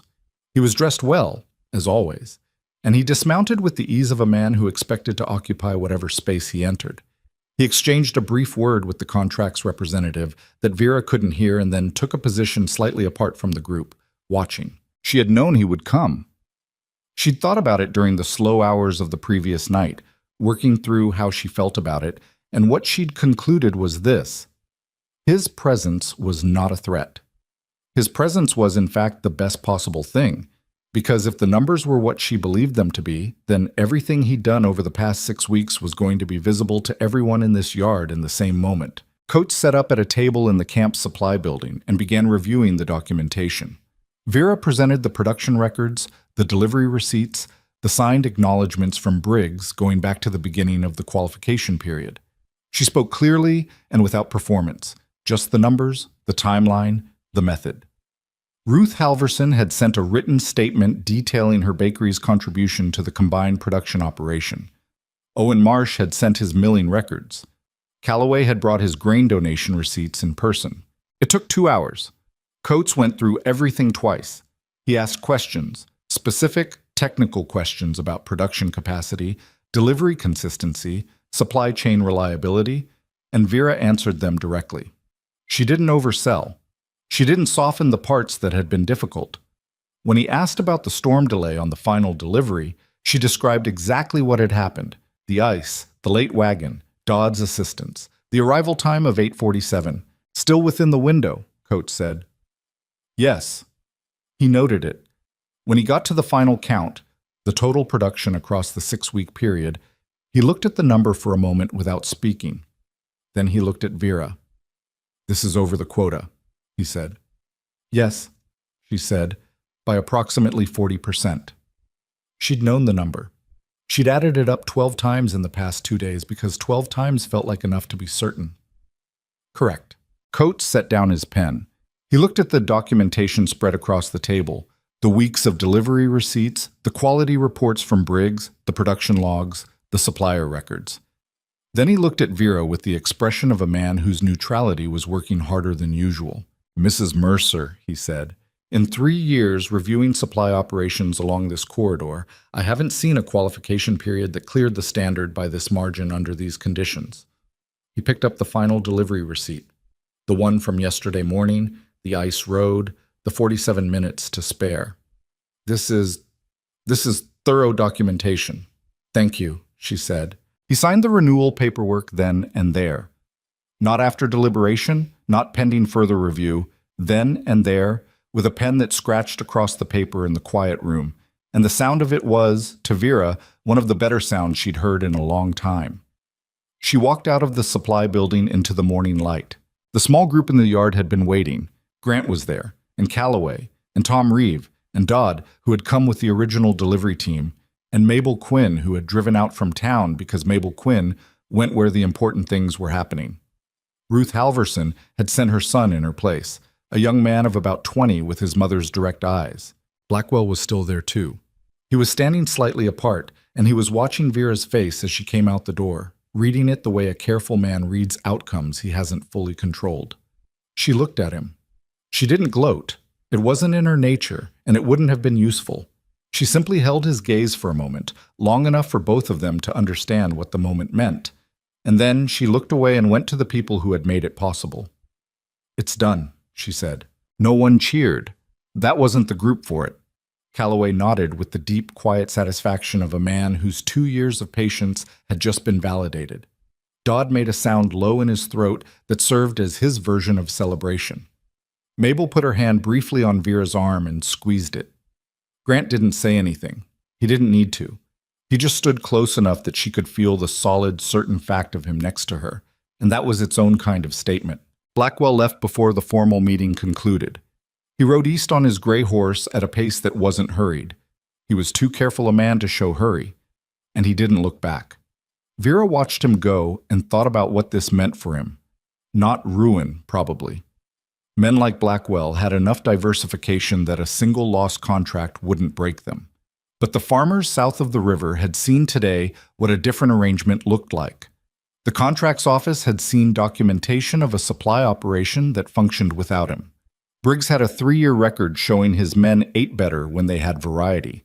Those things had a slow, persistent effect that was harder to reverse than it was to build. The grip didn't break. It just loosened, permanently, in ways that mattered. That afternoon, sitting with Calloway and Tom Reeve and Owen Marsh at Mabel's table, the boarding house table that had hosted so many important conversations that it had probably absorbed them into the wood, Vera talked through what the expanded contract meant for the supply chain going forward. Marsh would be the primary mill, with a formal arrangement that protected his pricing. Calloway and the other southern farmers would have a guaranteed market at fair prices, documented and signed. Ruth Halverson's bakery would come in formally as a sub-supplier on the expanded volume. Dodd's team would handle emergency delivery backup at an agreed rate. It was not complicated. It was just several people deciding to function as something more organized than they had been, because they'd seen what organized looked like, and it had worked. There'll still be pressure, Calloway said near the end of the conversation. He was looking at his coffee cup. Blackwell doesn't go away because he lost a round. No, Vera agreed. He'll find other angles, other pressure points. He will, she said. But we'll be bigger than we were last time, and more connected. She looked around the table. A year ago, I was alone on a ranch with an empty pantry. 3 months ago, we were scrambling to find flour. Today, we have a renewed contract, a working supply chain, and 4 separate operations that benefit from the same arrangement. She paused. That's harder to break than one woman with a vegetable stand. Calloway looked at her. Something in his expression shifted. The cautious reserve of a man who had been let down enough times to be slow with trust, warming slightly. Not all the way, but slightly. "You're not what I expected," he said. "What did you expect?" He thought about it. "Someone more desperate." She smiled. "I was desperate. I just couldn't afford to look it." He laughed at that, a short, genuine sound. And Tom Reeve laughed too, and even Marsh allowed a slow smile. And the table was briefly just a group of tired people who'd been through something hard together and come out the other side with the awkward, surprised relief of survivors. The ride home that evening was quiet. The road back from town ran straight south under a sky that was finally clear after weeks of weather, the kind of sky that appears after difficulty, washed clean and enormous, stars emerging early in the west. The wagon moved at an easy pace, the horses knowing the way. Grant drove. Vera sat beside him, her hands in her lap, watching the road ahead. "The banknote," she said after a while. "What about it? With the expanded contract income, we can pay it off." She'd been calculating since the afternoon. "Not immediately. End of summer, maybe early fall. But we can pay it, all of it." Grant was quiet. "That's the last one," she said. He let that sit for a moment, then, "You know what that means?" "It means we own it," she said. "All of it. Free." He nodded slowly. The road ran ahead of them through the dark, familiar, and solid. "Vera," he said. He said it the way he sometimes said her name, not as an introduction to something else, just as a thing complete in itself. "I know," she said. And she did know. She knew what it meant that this man, who had written careful letters to a stranger and stood on his porch, watching her tear up his roses with something between fury and helplessness, and she suspected now a complicated hope, had become the person she thought with and worked beside and trusted with the full weight of what she was trying to build. It hadn't been graceful. It hadn't been the story either of them would have told in advance. It had been a year of hard work and harder conversations and the slow daily accumulation of evidence that they were capable of the same things, that they could see the same ground and want to make the same things from it. That was not a small thing. That was, in fact, everything. She put her hand over his on the reins. He turned his palm up and held it. They drove home. The decorative yard was fully beds now, every square foot of it productive, the spring plantings up and running, the covered stand freshly painted by Eli on a slow afternoon when there was nothing else pressing. The hollyhocks were gone, but the tomatoes along the fence were putting out their first fruits, green and hard in the early summer warmth, and the beans were climbing the trellises Grant had built that first difficult autumn when he was still figuring out how to help without admitting he was helping. Vera walked the beds most mornings, not always because anything needed doing, but because the ground was hers, and she liked the specific intimacy of knowing every corner of it, which sections dried out first, where the drainage pooled, which rows got the best afternoon light. She'd grown up being told that a woman's domain was the house, and she'd never exactly argued with it. She'd just quietly found that the ground outside the house interested her more. It turned out the ground was the whole thing. People sometimes asked her, in the months afterward, travelers who'd heard the story, women from town who came to the stand, what the secret was. She understood the question, but she never quite knew how to answer it, because the honest answer wasn't a secret. It was just a decision, made once in the early morning with a spade in her hand and a husband on the porch telling her to stop. The decision that the appearance of something was worth less than the reality of it, and that she would rather build something real and take the consequences than maintain something false and call it safety. It was not a decision that felt brave in the moment. It felt cold and hard, and like something she was doing because there was nothing else left to do. Bravery is almost always like that. It doesn't announce itself. It just shows up in the space where you're out of better options and you keep moving anyway. What she couldn't have told you in September, when she was alone in the yard with the rose canes piling up around her, was that the decision wasn't just about her. It was about everyone who was connected to the ground she was standing on. The farmers south of the river selling below their worth, the workers eating salt pork for weeks, the millers and bakers and small operators who had been managed and maneuvered and slowly diminished by a system they hadn't built and couldn't escape. She hadn't been thinking about them that morning. She'd been thinking about turnips and railroad workers and an empty pantry. But a thing that works tends to pull people toward it, and people in proximity to something working tend to recognize it. And what starts as one woman in a garden becomes, if the ground is right and the timing holds, and enough people decide it's worth the risk, something larger than any of them intended. The ranch by late summer was debt-free, the first time in Grant's memory. He paid the final bank installment on a Friday morning in August, in the same office where the loan had been issued, and the banker shook his hand with the particular warmth that people extend to outcomes they weren't confident would happen.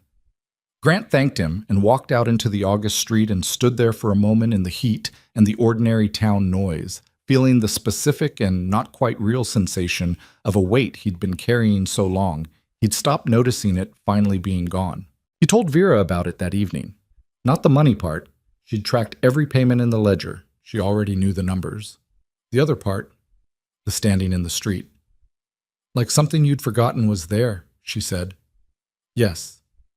He looked at his hands. I've been carrying that note for so long. I started to think it was just who I was. A man who owed. You built this place, she said. We built this place. She didn't argue with the correction because it was accurate, and he knew it was accurate. And one of the things they had settled between them over the past year was the habit of being accurate with each other, even when the easier thing would have been comfortable imprecision. In September, exactly a year after Vera had put her spade in the rosebed, the railroad expanded the contract again, this time to 4 additional camps along the eastern corridor. It was more volume than Vera and Ruth Halverson could produce alone, and the conversation about bringing in 2 more bakeries from neighboring towns was already underway, coordinated through Mabel's boarding house table, which had become the unofficial headquarters of what some people were starting to call, with varying degrees of seriousness, the Redstone Crossing Cooperative. Vera didn't love the name. It sounded more organized than it was and more permanent than she was ready to claim. But she understood why people wanted to call it something. Naming a thing is the first step to believing it'll last. And after everything it had taken to get here, maybe that was a reasonable thing to want. On a warm evening that September, she was in the beds doing the late-season inspection when she heard wheels on the road and looked up to see a wagon she didn't recognize. A family, from the look of it, a man and woman up front and children in the back, their belongings piled high, headed somewhere. Headed into the territory, into whatever they were building or trying to build, with all the particular combination of hope and not quite readiness that she recognized because she'd felt it herself exactly a year ago on a different road. The wagon slowed at her gate. The man looked at the stand, then at the beds, then at Vera standing in the middle of it all with dirt on her boots. Afternoon, he said. This your place? It is, she said. You selling produce? Tuesday and Friday, she said. Come back then. He nodded. His wife leaned forward a little and looked at the beds with the expression of someone who was doing the same kind of assessment Vera had done a year ago, cataloging, calculating, imagining what was possible. You grow all this yourself? The woman asked. Vera thought about that, about what yourself meant in this context. With Grant's irrigation work and Eli's careful hands and Calloway's wheat and Ruth's ovens and Dodd's ice road horses and Mabel's table and all of it, all the pieces of it, none of which she could have built alone. No, she said, not by myself. The woman nodded, as if this was exactly the right answer. The wagon moved on, east into the late summer evening, and Vera watched it go. And then she turned back to the work still waiting in the beds, which was, when she thought about it, exactly where she wanted to be. The ground was hers, and it was working, and that was the whole of it. That was enough.